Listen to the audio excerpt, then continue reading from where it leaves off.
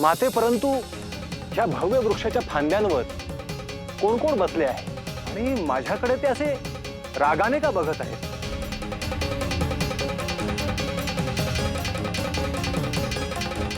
मच्छिंद्र, या वृक्षावर भैरव, वेताळ, डाकिणी, यक्षिणी, चामुंडा आणि वीरभद्र असे अनेक देवता बसले आहेत।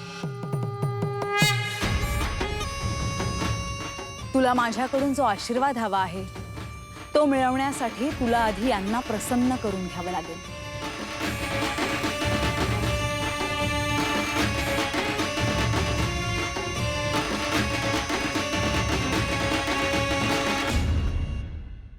माते, आपण आज्ञा करावी आणि सांगावे मी काय करावे म्हणजे या शुभ शक्ती मला प्रसन्न होतील।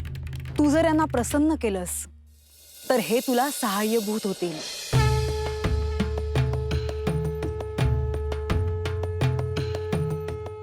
भविष्यात तुला जे कार्य करायचे आहेत ते तुला सोपे होतील।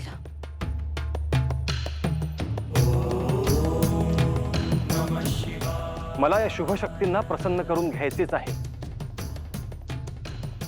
कारण गुरु आज्ञेप्रमाणे मला जे कार्य करायचे आहे ते अत्यंत अवघड असे आहे।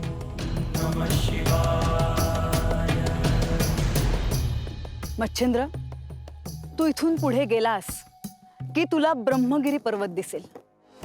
त्यापुढे अंजनी पर्वत आहे, तिथे एक महाकालीचं मंदिर आहे। आधी तू तिथे पोच आणि महाकालीचं दर्शन घे। जशी आज्ञा माते। आणि त्यापुढे काय करायचं आहे ते योग्य वेळ आली की मी तुला सांगेन।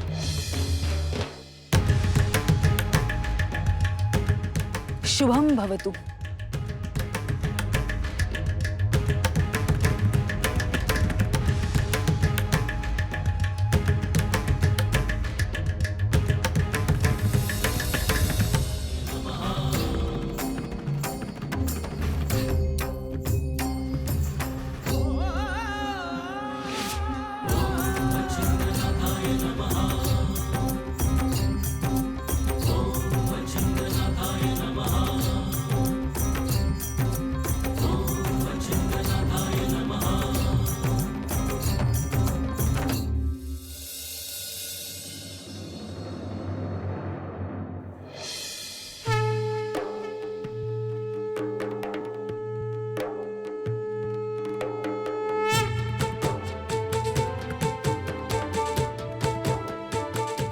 हे महाकाली, हे शिवा, हे दुर्गा,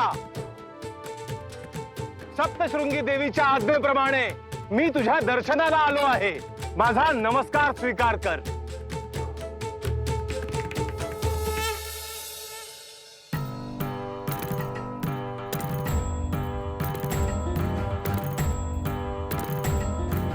अलग निरंजन, अलग निरंजन, अलग निरंजन, हो अलग निरंजन, अलग निरंजन। देवी, मी जे कार्य हाती घेतले आहे त्यासाठी नाग अश्वत्थ या वृक्षावर असलेल्या सर्व शुभ शक्तींना मला प्रसन्न करायचे आहे। त्यासाठी तुझा शुभाशीर्वाद असावा ही प्रार्थना।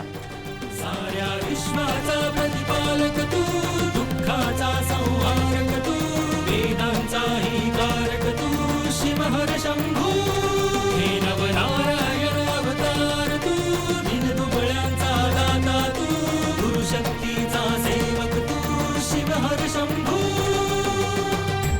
माते, तू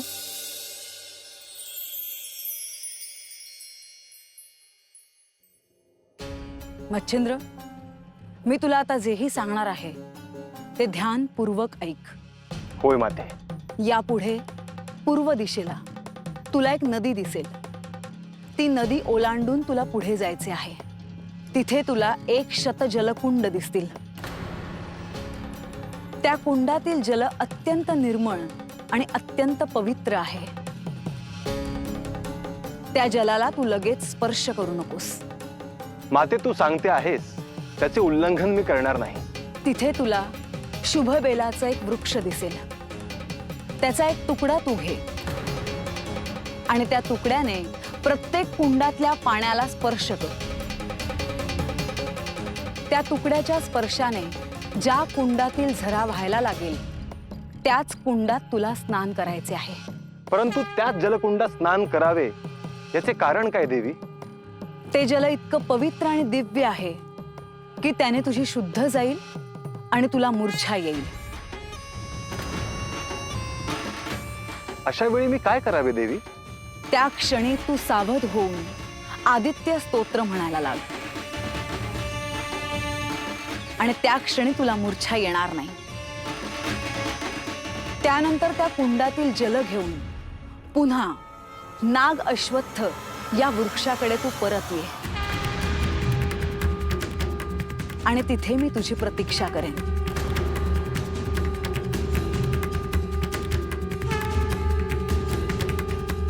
माते, हे कार्य अवघड आणि जटिल असले तरी मला ते करायचे आहे. त्यासाठी मला तुझा आशीर्वाद असू दे.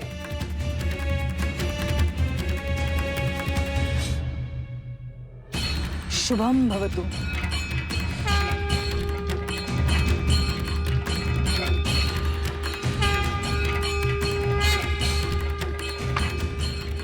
देवी, ही सर्व तुझीच रूपे आहेत.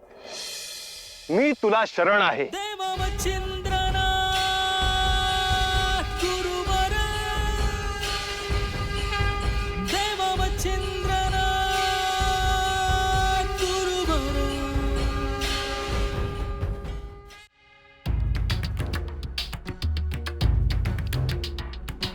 शृणु देवि प्रवक्ष्यामि कुञ्जिका स्तोत्रमुत्तमं येन मन्त्रप्रभावेण चण्डी जापशुभो भवेत्. न कवचं नार्गला स्तोत्रं कीलकं न रहस्यकं न सूक्तं नापि ध्यानं च तन्यासो न च वार्चनं. कुञ्जिका पाठमात्रेण दुर्गा पाठफलं लभेत्. अतिगुह्यतरं देवी देवानामपि दुर्लभं. गोपनीयं प्रयत्नेन स्वयोनिरिव पार्वती. मारणं मोहनं वश्यं स्तम्भमोक्षाटनादिकं पाठमात्रेण संसिद्धेत्. कुञ्जिका स्तोत्रमुत्तमम्.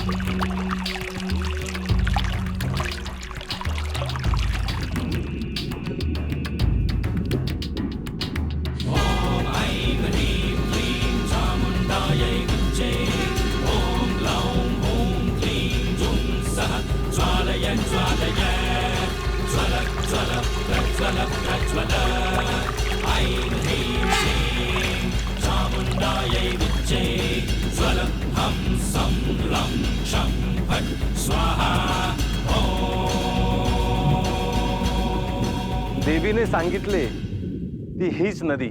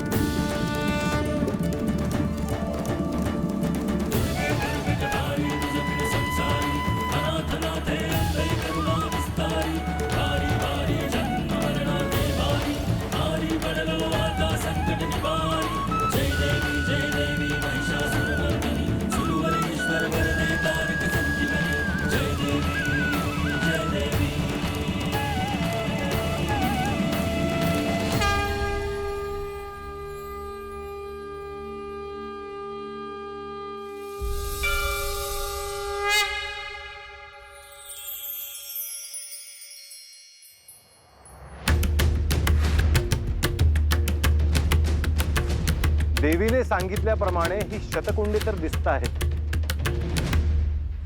परंतु शुभ्र बेलाचे झाड कोठे आहे?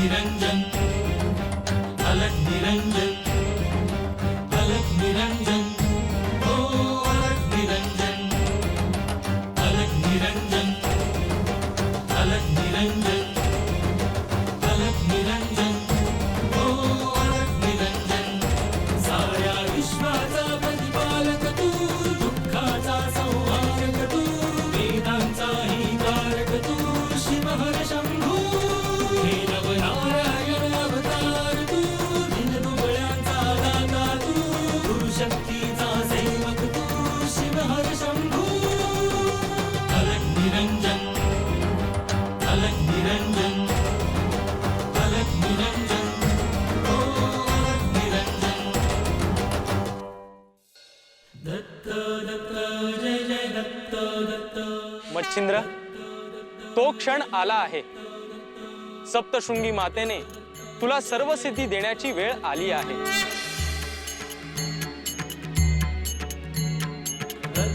या सिद्धी प्राप्त होताच तू सर्व शक्तिमान होशील यात शंका नाही. यानंतर तुझ्या पुढे कितीही विघ्न आली तरी तू त्यावर सहज मात करशील. नाथपंतांचे कार्य तू विलंब न करता यापुढे सुरू करशील. गुरुदेव दत्त गुरुदेव दत्त माझा तुला आशीर्वाद आहे. गुरुदेव दत्त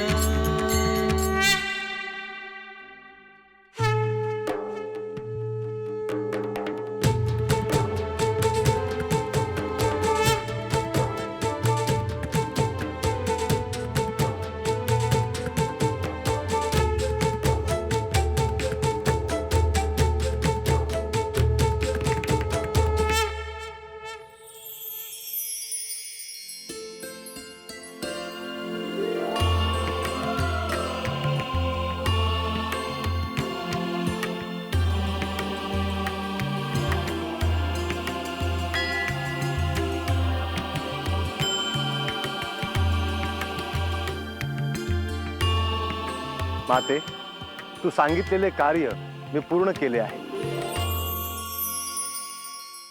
ह्या कमंडलू मध्ये पवित्र जल घेऊन आलो आहे.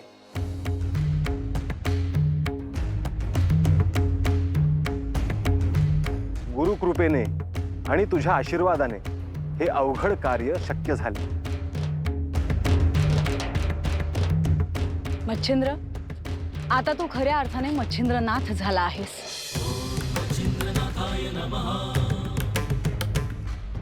ओम मच्छिंद्रनाथाय नमः यानंतरच्या तुझ्या कार्यात मी सहाय्यभूत होईन.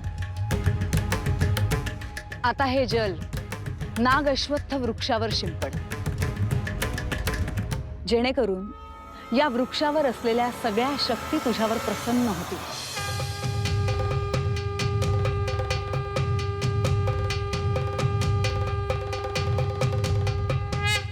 शाबरी विद्या निर्माण करण्यासाठी या शक्ती तुला सहाय्य करतील.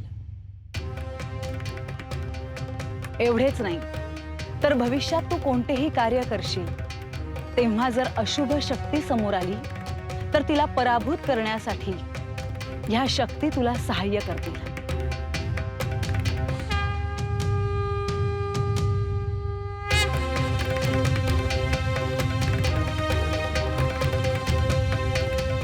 जशी आज्ञा माते.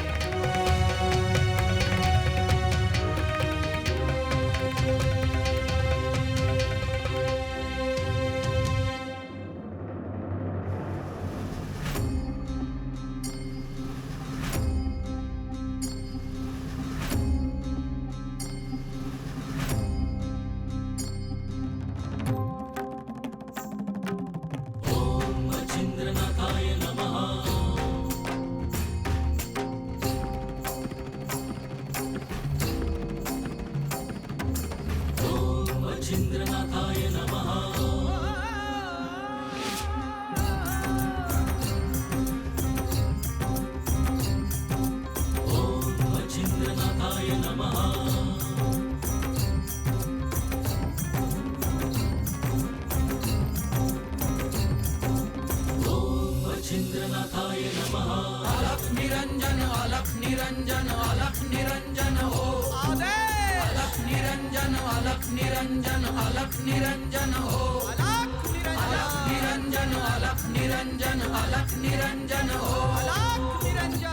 या वृक्षावर अनेक शक्ती निवास करतात. या क्षणी केवळ एकच शक्ती प्रसन्न झाली आहे.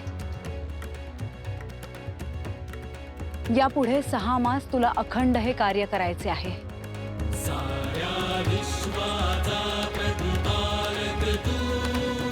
जशी आज्ञा माते.